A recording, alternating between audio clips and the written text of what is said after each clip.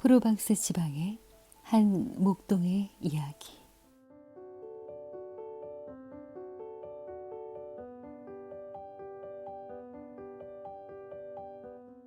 내가 리브롱산에서 양을 치고 있을 때의 이야기입니다.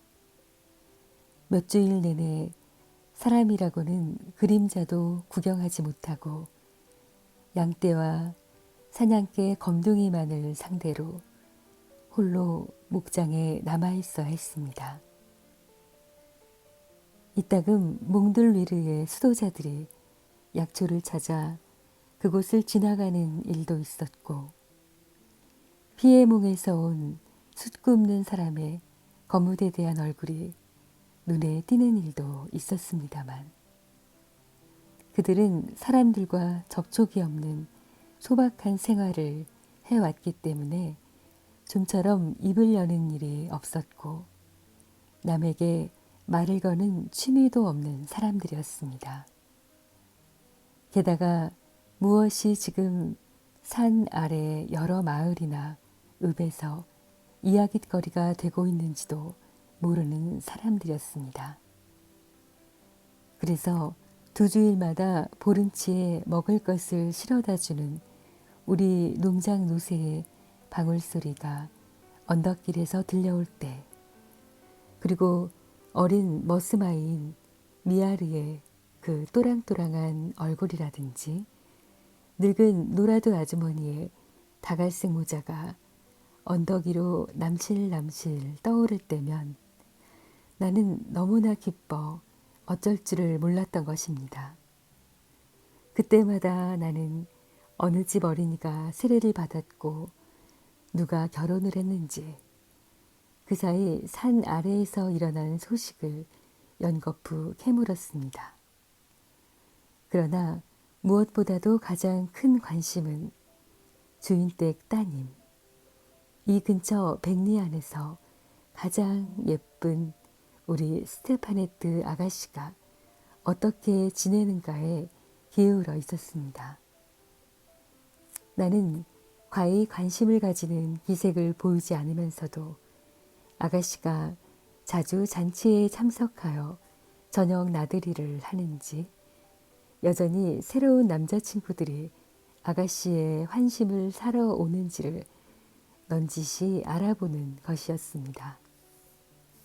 보잘것없는 일개의 목동인 나에게 이런 일들이 무슨 소용이 있는 것이냐고 묻는다면 아마도 나는 이렇게 대답할 것 같습니다. 나는 20살이었고 스테파네트 아가씨는 그때껏 내가 본 사람들 중에서 가장 아름다웠다고. 어느 일요일이었습니다. 보름치에 식량이 오기를 눈이 빠지도록 기다렸는데 그날따라 아주 늦게 식량이 도착했었습니다. 아침나절에는 큰 미사를 보고 오느라 그럴 테지 라고 생각했고, 점심때가 되어 소나기가 퍼부었으므로 이번에는 길이 나빠 노새를 몰고 떠날 수가 없었으리라고 짐작하며 초조한 마음을 달랬습니다.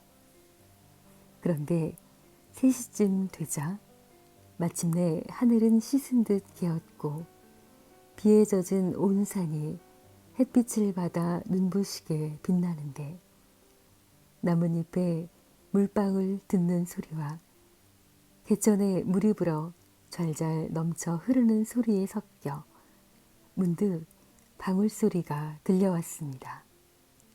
그건 마치 부활절에 울리는 교회 종소리만큼이나 맑고 경쾌한 소리였습니다. 그런데 막상 노새를 몰고 나타난 사람은 꼬마 미아르도 아니고 늙은 노라드 아주머니도 아니었습니다. 누구였을까요? 바로 우리 아가씨였습니다. 우리 아가씨가 노새 등에 실린 버들고리 사이에 의젓이 올라타고 몸소 나타난 것이었습니다. 맑은 산의 정기와 소낙비로 시원하게 씻긴 바람을 맞아 그녀의 얼굴은 온통 발갛게 상기되어 있었습니다. 미아르는 알아 누워 있고 노라드 아주머니는 휴가를 얻어 자기 아이들을 보러 갔다는 것이었습니다. 아름다운 스테파네트 아가씨는 노새에서 내리면서 내게 그 소식들을 전해주었습니다. 그리고 오는 도중 길을 잃어 늦어졌다고 덧붙였습니다. 그러나 그 곱고 빛나는 레이스로 단장한 옷차림을 보면 덤불 속에서 길을 찾아 헤맸다는 이보다는 차라리 어느 무도회라도 들러서 놀다가 늦어진 것처럼 보일 지경이었습니다. 오, 귀여운 아가씨. 아무리 바라보아도 실증이 나지 않았습니다. 그때까지 그렇게 가까이에서 아가씨를 바라본 적이 없었던 것입니다. 겨울이 되어 양떼를 몰고 벌판으로 내려가서 저녁을 먹기 위해 농장으로 들어가면 가끔 아가씨가 식당을 휙 가로질러 지나가는 때도 있었습니다만 거의 하인들에게는 말을 거는 일이 없었습니다.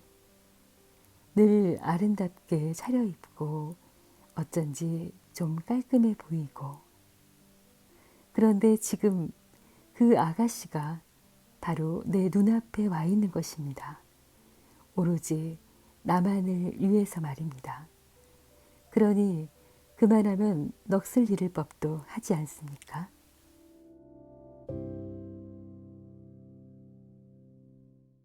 바구니에서 식량을 끌어내기가 무섭게 스테파네트 아가씨는 신기한 듯 주위를 휘휘 둘러보기 시작했습니다. 아가씨는 고운 나들이 옷의 스커트 자락을 살짝 걷어 올리더니 양을 몰아넣는 우리 안으로 들어갔습니다. 내 잠자리며 양모피를 깐 집자리며 벽에 걸린 커다란 두건 달린 외투며 내 채찍 그리고 구식 엽총 따위를 보고 싶어 했습니다. 그 모든 것이 아가씨에게는 재미있고 신기했던 것입니다. 그래, 여기서 산단 말이지? 가엾기도 해라. 항상 이렇게 혼자 있으니 얼마나 갑갑할까? 무얼 하며 시간을 보내지? 무슨 생각을 하면서? 당신을 생각하며 아가씨. 불현듯 이렇게 대답하고 싶은 생각이 치밀었습니다. 사실 그렇게 대답한다고 해도 거짓은 아니었을 것입니다. 그러나 그 순간 어찌나 당황스럽던지 나는 선뜻 한마디도 하지 못했습니다. 아가씨는 아마 그러한 낌새를 분명히 눈치채고도 일부러 얄궂은 질문을 던져 내가 쩔쩔매는 꼴을 보고 즐거워했던 것인지도 모르겠습니다. 예쁜 여자친구라도 가끔 만나러 올라오니? 황금의 양이나 저 산봉우리 위를 날아다니는 에스테레 선녀를 눈앞에 보는 듯 하겠구나. 이런 말을 하며 머리를 뒤로 젖히고 웃는 귀여운 몸짓이라든지 요정처럼 나타났다가 숨 돌릴 겨를 없이 가버리는 그 서운한 느낌이 내게는 아가씨 자신이야말로 영락없이 에스테레 선녀처럼 느껴지는 것이었습니다. 잘 있어. 조심히 가세요, 아가씨. 마침내 아가씨는 빈 바구니를 싣고 떠났습니다.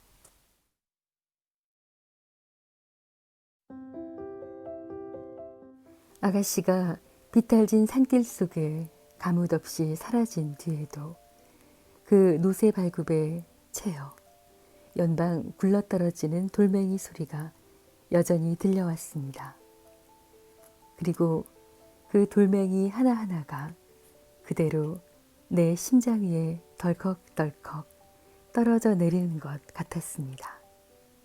나는 오래오래 그 소리에 귀를 기울였습니다.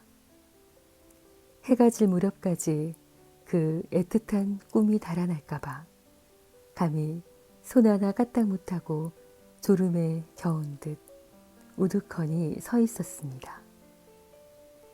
저녁때가 다 되어 깊은 골짜기들이 차차 푸른 빛으로 변하고 양들도 우리 안으로 돌아오려고 매매 울면서 서로 몸을 비비대고 있을 무렵이었습니다. 바로 그때 비탈길에서 나를 부르는 소리가 들리더니 우리 아가씨가 나타났습니다. 방금 전까지 생글생글 웃던 모습은 간데없고 흠뻑 물에 젖어서 추위와 공포로 몸을 떨고 있었습니다. 아마 소나기 때문에 물이 불어난 산 아래 소르그 강을 건너가려다가 물에 빠진 모양이었습니다. 딱하기도 날까지 저물어 농장으로 돌아갈 생각을 하지 못한 것입니다. 지름길이 있기는 했지만 아가씨 혼자서는 도저히 찾아갈 수 없을 터이고 그렇다고 내가 양떼를 내버려 두고 떠날 수는 없었기 때문입니다. 산에서 밤을 보낸다고 해도 가족들이 걱정할 생각에 아가씨는 안절부절 못했습니다. 나는 아가씨를 안심시키려고 애썼습니다.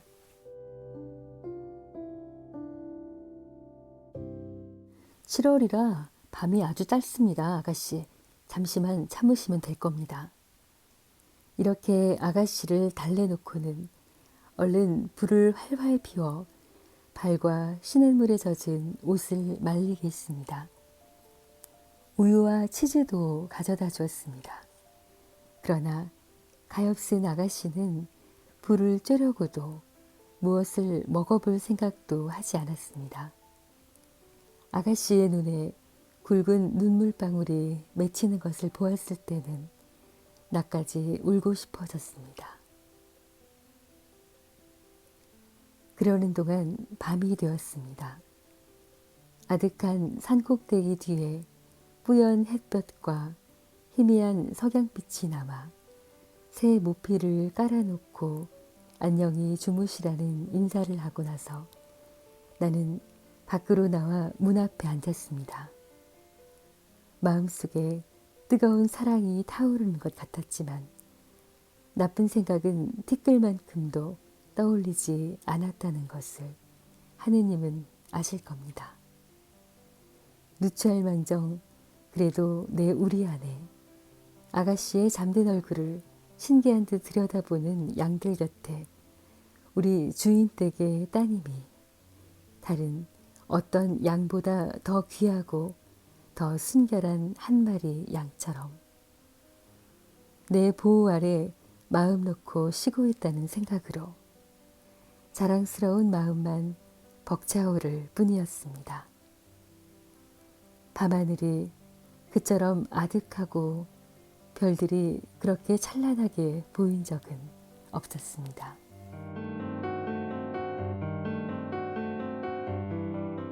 그런데 갑자기 살인문이 삐걱 열리면서 아름다운 스테파네트 아가씨가 나타났습니다. 아가씨는 잠을 이룰 수가 없었던 것입니다. 양들이 뒤척이는 기척에 짚이 버스럭거렸고 잠결에 매하고 울음소리를 내는 놈도 있었습니다. 그래서 아가씨는 차라리 모닥불 곁으로 나오는 게 더 낫겠다고 생각했던 것입니다. 나는 양모피를 벗어 아가씨 어깨 위에 걸쳐주고 모닥불을 더 강하게 지폈습니다. 그리고 우리들은 아무 말 없이 나란히 앉아 있었습니다. 만약 당신이 별을 바라보며 바깥에서 밤을 새워본 적이 있다면 사람이 모두 잠든 깊은 밤중에는 또 다른 신비로운 세계가 정막 속에 눈을 뜬다는 것을 누구나 알고 있을 것입니다. 그때 샘물은 훨씬 더 맑은 소리로 노래 부르고 모세는 자그마한 불꽃들이 반짝입니다. 온갖 산신령들이 거침없이 오락가락 논일며 대기 속에는 마치 나뭇가지나 풀잎이 부쩍부쩍 자라는 소리라도 들리듯이 바스락거리는 소리들, 그 들릴 듯 말 듯한 온갖 소리들이 일어납니다. 낮은 생물들의 세상이지요. 그러나 밤은 사물들의 세상이랍니다. 누구나 이런 밤의 세계에 익숙하지 못한 사람은 좀 무서워질 것입니다만.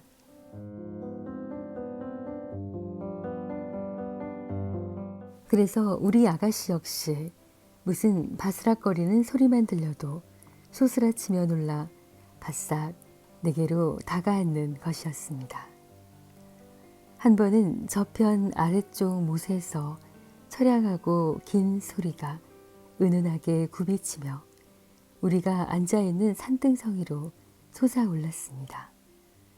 바로 그 순간 아름다운 유성이 우리 머리 위를 지나 한 줄기 긴 꼬리를 끌고 떨어졌습니다. 저게 뭘까? 스테파네트 아가씨가 나지막한 목소리로 물었습니다. 천국으로 들어가는 영혼이죠. 나는 이렇게 대답하고 성호를 그었습니다. 아가씨는 나를 따라 성호를 긋고는 잠시 고개를 들고 하늘을 쳐다보며 깊은 명상에 잠겼습니다. 그러더니 불쑥 이렇게 물었습니다. 그게 정말이니? 너희들 목동은 모두 마법사라면서? 천만에요, 아가씨. 하지만 우리는 여기서 남들보다는 더 별들과 가까이 지내는 셈이지요. 그러니 평지에 사는 사람들보다는 별에 일어나는 일을 더 잘 알게 되는 거지요.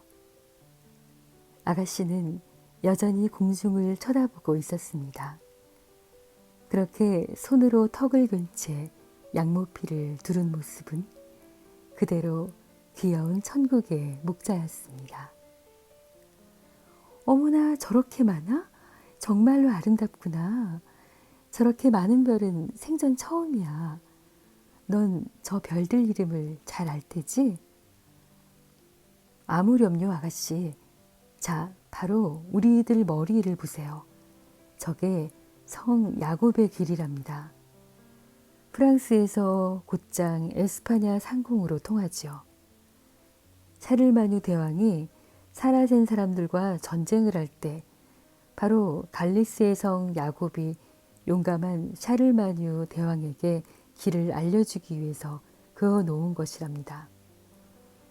좀 더 저쪽으로 영혼들의 수레와 그 번쩍이는 굴대 4개가 보이지요. 그 앞에 있는 별 셋이 3마리의 야수이고 그 3번째 별 바로 곁에 붙어있는 아주 작은 꼬마별이 마차꾼이고요. 그 언저리에 온통 빗발처럼 내리떨어지는 별들이 보이죠? 그건 하느님께서 당신 나라에 드리고 싶지 않은 영혼들이랍니다.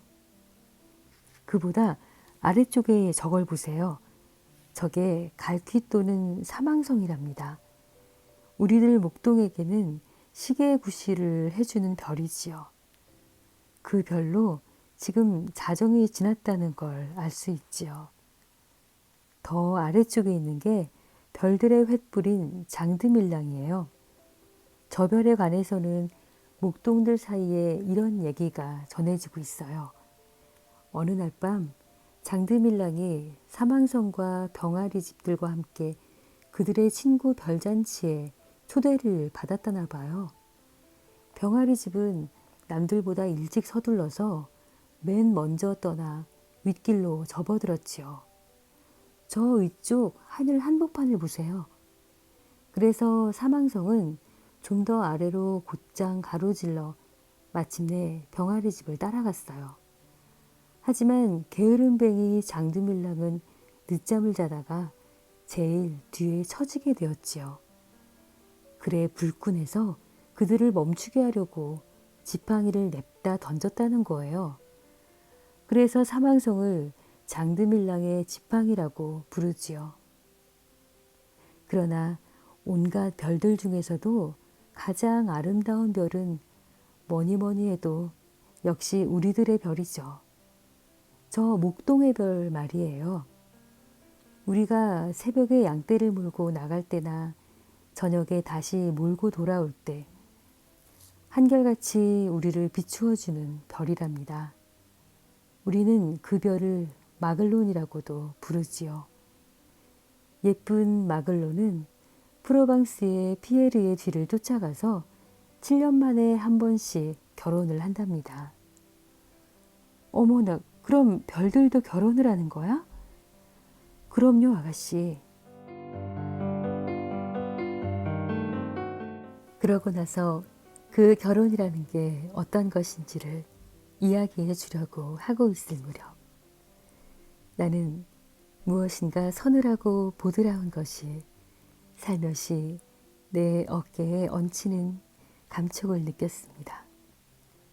그것은 아가씨가 졸음에 겨워 리본과 레이스와 곱슬곱슬한 머리카락을 앙증스럽게 비비대며 머리를 가만히 기대온 것이었습니다.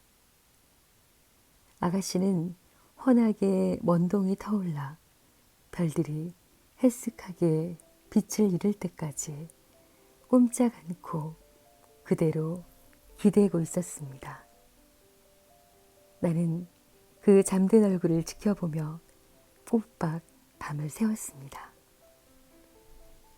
가슴이 설레는 것을 어쩔 수 없었지만 그래도 내 마음은 오직 아름다운 것만을 생각하게 해주는 그 맑은 밤하늘의 보호를 받으며 순결함을 잃지 않았습니다.